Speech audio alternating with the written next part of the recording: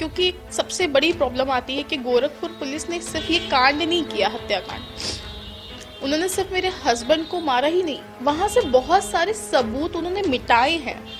तो आप मिटी हुई चीज ला नहीं सकते, आप ये कह सकते वहां से ये मिटा है, बट क्या मिटा है, how can you prove that. Gorakhpur में हमको 24 घंटे भी नहीं हुए और उनके साथ ये हादसा होता है कि रात के करीबन 12:30 बजे के आसपास 6 पुलिस वाली होटल जाते हैं और एक इंसिडेंस वहाँ होता है जो सब लोग मिलकर करते हैं, उनका मर्डर हो जाता है।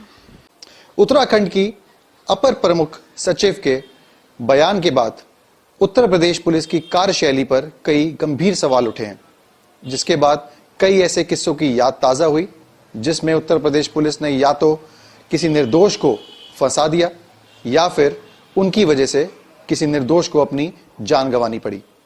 इस वक्त मौजूद है कानपुर में और यहां एक बहुचर्चित मनीष गुप्ता हत्याकांड आप सबको याद होगा, जिसमें गोरखपुर पुलिस ने अपने रीजंस की वजह से, अपनी खुन्नक की वजह से कुछ ऐसा किया जिससे एक निर्दोष को अपनी जान गंवानी पड़ी। मैटर बहुत उछला, उसके बाद सीबीआई इंक्वायरी हुई और हालत यह है कि अब उत्तर प्रदेश पुलिस के वही 6 पुलिस वाले जेल के अंदर हैं। इस वक्त मौजूद है कानपुर में मनीष गुप्ता की फैमिली के साथ, उनकी बीवी जो हमारे साथ बात करने के लिए मौजूद है। जानेंगे उनसे क्या था ये पूरा मामला और क्या भूमिका थी इसमें उत्तर प्रदेश पुलिस की। मैम, सबसे पहले तो बहुत बहुत धन्यवाद। मैं इस पूरी कांड की जानकारी आपसे चाहूंगा जो कुछ 1-1.5 साल पहले यहाँ पे हुआ। क्या था पूरा कांड, कैसे जो आपके हस्बैंड थे उनको अपनी जान गंवानी पड़ी?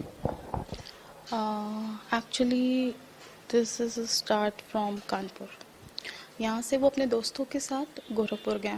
गोरखपुर में हमको 24 घंटे भी नहीं हुए और उनके साथ ये हादसा होता है कि रात के करीबन 12:30 बजे के आसपास 6 पुलिस वाली होटल जाते हैं और एक इंसिडेंस वहाँ होता है जो सब लोग मिलकर करते हैं, उनका मर्डर हो जाता है। जब मुझे रात को ये पता चलता है उन्हें एक हॉस्पिटल से दूसरे हॉस्पिटल ले जाया जा रहा है, रेफ़र किया गया, तो वो रेफ़र वर्ड मेरे लिए इतना भारी होता है कि मैं तुरंत निकलती हूँ। तब तक वो जिंदा थे, बट मैं जब तक पहुँचती सब कुछ हो चुका था, मुझे नहीं पता चला। तो ये वहाँ पे गोरखपुर पुलिस के जो 6 पुलिस वाली थे, जगत नारायण की पूरी जो टीम में एक थी अक्षय मिश्रा के साथ, उन्होंने मनीष को बहुत, एक होता है इंसिडेंट्स का हो जाना, एक होता है बहुत बुरी तरह हत्या करना। तो उन्होंने बहुत बुरी तरह जो इंसिडेंट्स हुआ वहाँ पे उसको मतलब बहुत बुरी तरह उनकी हत्या करी। फिर जब मैं वहाँ पहुँची तो एक इंसिडेंस ये भी आया मेरे सामने कि सपोर्ट मुझे पुलिस वालों का नहीं मिला। तो खैर उससे भी क्रॉस हुई मैं।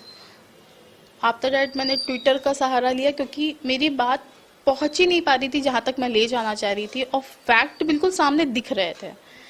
तो जब सामने कुछ चीज़ दिख रही होती तो हम आंखें नहीं बंद कर सकते। तो मैंने ट्विटर के माध्यम से अपराधिकारियों को अपनी एक बात पहुंचाने की कोशिश करी। उसमें मेरा मीडिया ने बहुत बढ़ चढ़ के साथ दिया और उन्होंने एक्चुअल में जो फैक्ट था वो दिखाया। उसकी वजह से केस को काफ़ी इजी और स्मूथली वे से मैं आगे तक लेके गई। 16 अक्टूबर को सारे 6 पुलिस वालों को पकड़ लिया गया SIT की टीम के द्वारा, जिसमें हमारे देश के जो मुख्यमंत्री हैं योगी जी, उनकी वजह से एक SIT टीम का गठन हुआ और उस SIT टीम ने 16 अक्टूबर को सारों को पकड़ लिया। 16 अक्टूबर इसलिए मेरे लिए खास थी, मैंने बहुत रिक्वेस्ट करी थी कि 16 अक्टूबर तक ये इंसिडेंट्स सारों को पकड़ लिया जिस इंसिडेंट्स के जो दोषी हैं।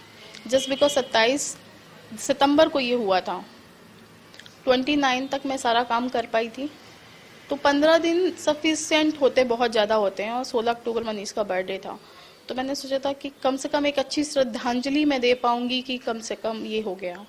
तो 16 अक्टूबर लास्ट था जिस दिन जगत नारायण पकड़ा गया और सबसे बाद में वही पकड़ा गया है। आपको थोड़ा सा भी इल्म था कि इसमें पुलिस की संलिप्तता हो सकती है? क्योंकि ये पूरा मैटर बाद में खुला, कैसे आपको इस पे विश्वास हुआ और जब पता चला तो आपका रिएक्शन? एक्चुअली पहले ही नहीं था कि पुलिस की मतलब कुछ मिक्स हैं। पहले तो ये हुआ कि इंसिडेंस पुलिस की वजह से हो गई है, वो तो मैं हो गई वाले ही फॉर्म में जा रही थी। लेकिन जब मैं गोरखपुर पहुंची हूँ तब मुझे ये समझ में आया ये हुई नहीं है, की गई है। तो वो डिफरेंस मुझे गोरखपुर पहुंच के समझ में आया, क्योंकि अगर कोई चीज़ हो जाती है तो उस पर जो एक्शन लेना चाहिए वहाँ की पुलिस तो एटलीस्ट ले चुकी होती ना, तो वहाँ कुछ भी नहीं हुआ था, ज़ीरो था। क्या हुआ था उस रात होटल में? उस रात होटल में कुछ ऐसा हुआ था कि 12:30 बजे के आसपास पुलिस वाले आए थे। तब मैं मनीष से बात कर रही थी फ़ोन कॉल पे उनके साथ थी। उन्होंने मुझे नहीं बताना ज़रूरी समझा कि पुलिस वाले हैं कि मैं डर जाऊंगी, मैं यहाँ पे हूँ। तो उन्होंने कहा कि कुछ सीनियर्स आए हैं, मैं बाद में बात करता हूँ, ऐसे कह के रखा। तो मैंने, वो कभी फ़ोन रखते नहीं है मेरा, जब तक अगर मैं बोल रहा दूँ ओके। सो वो एक पहला मेरी लाइफ का अभी तक 9 ईयर्स में ऐसा पहली बार हुआ था कि मेरे बिना कहे उन्होंने फ़ोन रख दिया। तो मैं थोड़ा सा परेशानी, उन्होंने कहा तो मैं तुम्हें 10 मिनट में कॉल बैक कर रहा हूँ, डैम श्योर। तो वहाँ पुलिस वाले 6 गए, उन्होंने आईडी मांगी जो कि रिसेप्शन में पहले ही थी, उनके हाथ में पेपर्स भी थे। और उस आईडी में जब पूछा गया, ज़बरदस्ती उनके सामान की जांच की जा रही थी। इट्स ओके, आप देख रहे हो, बट रात के 12:30 बजे पहले एक टाइम भी होता है, फिर आपको कोई संदेह हो तो आपका देखना समझ में भी आता है। सब अपनी आईडी दिखा रहे हैं, सब वेरी वेल नोन है। उसके बाद भी उसके बाद फिर गाली गलौज, बदतमीजी होने लगी क्वेश्चंस पे। वो अग्रेशन पे बढ़ता ही चला गया, और उस एग्रेशन में बढ़ते हुए मैं इतनी बात चली गई कि वहाँ पे उन्होंने मनीष के ऊपर हाथ उठाना शुरू कर दिया, उनके फ्रेंड्स के ऊपर भी हाथ उठाया। बट जब मनीष क्वेश्चंस कर रहे थे तो उनके ऊपर ज़्यादा हो गया। एक दोस्त को बाहर ले जाया गया, उसके बाद उनका वहाँ पे बहुत ही बुरी तरह मर्डर किया गया। क्या रीजन लगता है आपको, क्यों हुआ? क्या कोई पहले से उनकी दुश्मनी थी या फिर उनके ऊपर कुछ सवाल आपके हिसाब से क्या हुआ? उसकी तो जांच चल रही है, बट पहले से कोई दुश्मनी नहीं थी, क्योंकि पहले से दुश्मनी होती तो थोड़ा मुझे भी पता होता।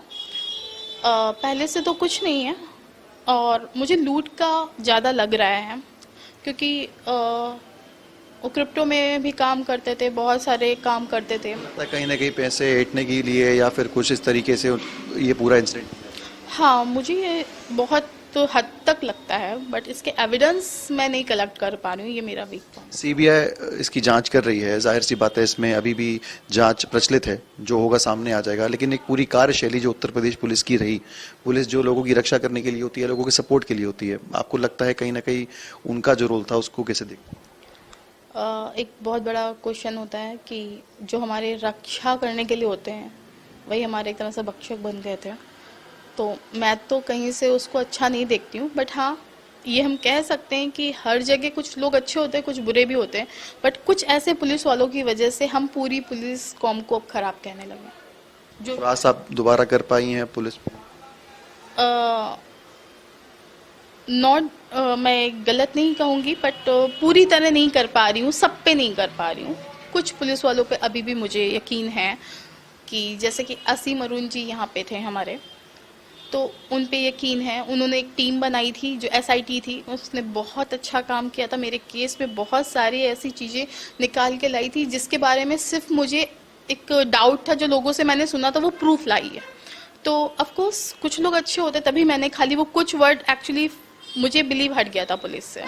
जब आपका कोई पूरी ज़िंदगी का सार को ख़त्म कर दे, वो पुलिस वाला हो, तो आप बिलीव नहीं कर सकते उस पर। आपके पिताजी भी मेरे साथ बैठे हैं, मैं बात करूंगा आपसे। भाई साहब, आपने पूरा इंसिडेंट देखा, आपकी बेटी है, इनकी लाइफ में बहुत कुछ ऐसी घटनाएं घटी जो कि नहीं घटनी चाहिए थी। उसके बाद क्या फ़र्क पड़ा आप लोगों की ज़िंदगी में, आप कैसे देखते हैं उसके बाद जो चेंज आया इनकी लाइफ में? अब जिंदगी बदल गई बिल्कुल हम लोगों की, उसमें हम बोलना क्या है, हम तो बहुत भोगी हैं। पुलिस ने बाद में तो सपोर्ट किया IG के माध्यम से, लेकिन पुलिस पे, गोरखपुर पुलिस में जो भी फोर्स वहाँ था उस पे 1% भी अब तक विश्वास नहीं। टांडा साहब का इसमें विशेष हाथ रहा, वो जगत नारायण के संरक्षक हैं और नेताजी के दामाद हैं कोई, और वहाँ नगद नारायण के नाम से मशहूर हैं वो जगत। सीबीआई के पास इन्वेस्टिगेशन है, विश्वास रखते हैं इस पूरी इन्वेस्टिगेशन पे अब, क्योंकि आप लोग के पास न्याय की एक जो उम्मीद है, आपको लगता है न्याय की उम्मीद पूरी है। CBI पूरा न्याय दिलाएगी हमें। लाइफ में क्या चेंज आया आपकी बेटी की, या आप लोग के तौर पे? आप जो हस्बैंड के साथ रहती थी, अब आप लोग के साथ रह रही हैं, एक बड़ा चेंज हुआ ना, नहीं होना चाहिए था, बट आप कैसे देखते हैं इस पूरा चेंज जो आया? बिल्कुल दिमाग में कुछ नहीं है। जो हुआ दुर्भाग्यपूर्ण था। मैं आपसे एक आध सवाल आखिरी लेना चाहूंगा कि आपका एक छोटा बच्चा भी है और आप अपनी लाइफ में अब आगे बढ़ गई हैं, आपकी एक गवर्नमेंट जॉब भी है जो आपको दी गई, बट अभी जो इफेक्ट है वो कैसे देखती हैं? उसकी परवरिश पे क्या इफेक्ट है? पर्सनल लाइफ आपकी कैसे है? देखिए, जो कार्यभार दिया गया, जॉब दिया गया, वो ठीक है, ठीक है, अच्छी बात है, उन्होंने मुझे दिया। बट जो इंसिडेंस हुआ है उससे लाइफ तो खत्म ही हो गई। अगर मैं हूँ अभी भी तो जस्ट बिकॉज मेरा बेटा विराज, अदरवाइज मेरे पास ऐसी कोई एक वजह नहीं है जिसकी वजह से मैं यहाँ हूँ। और उससे भी बड़ी तकलीफ तब होती है जब मुझे यहाँ मैके में रहना पड़ता है, क्योंकि एक चीज़ आप सुनो कि हाँ आपकी बेटी के साथ ही इंसिडेंस हो गया है, अब वो विधवा हो गई है, अब वो चीज़ आप रियली देखो, और फिर मुझे पता है कि मेरे माता पिता की एज क्या है और मैं उनके सामने अपना दुख भी नहीं रख सकती। इवन मैं उनसे अपना दुख छुपाती आई हूँ कि मुझे पता है अगर मैं कोई ऐसा रिएक्ट करूँगी तो क्या होना है, बट कहते हैं ना हर चीज़ का एक टाइम होता है, कभी कभी नहीं हो पाता कंट्रोल, तो मेरी तबीयत खराब होती है, तब जो मम्मी पापा मेरे साथ एक डील करते हैं, मतलब मुझे उठा, मतलब लेके जाना, डॉक्टर को दिखाना, वो मेरे लिए बहुत बड़ी प्रॉब्लम बनती है कि अब जब मुझे उनका सहारा होना है तब भी मुझे कहीं ना कहीं माँ बाप का सहारा लेना पड़ा है। तो लाइफ में बहुत सारे चेंजेस आए हैं, तो लाइफ लगती नहीं है अब मेरी लाइफ बची, ठीक है, बस चल रही है। एक आखिरी सवाल, अब आपकी लाइफ में सिर्फ एक इंसाफ होना है वो बाकी है, अभी इन्वेस्टिगेशन लंबित है सीबीआई की, एक्सपेक्ट कर रही हैं उससे कुछ आपको राहत मिलेगी एटलीस्ट?